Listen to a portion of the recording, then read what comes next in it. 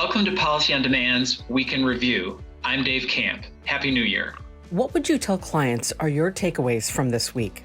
The key takeaways from this week are between the weather, the anniversary of the assault on the Capitol on January 6th, and the funeral of Johnny Isakson. The Senate was really in kind of a holding pattern this week.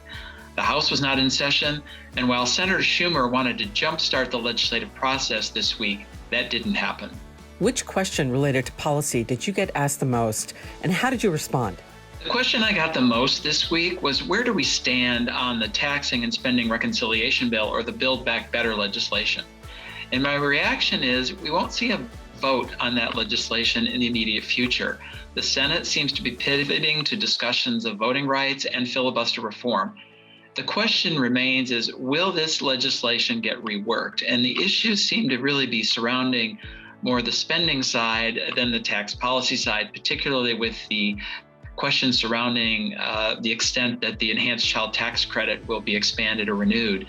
And on the tax side, it really does seem as if the business tax policy of the book minimum tax as well as GILTI, those regimes seem to be pretty well normalized. On the individual side, though, however, there still are a lot of questions that remain unresolved with regard to the state and local tax deduction.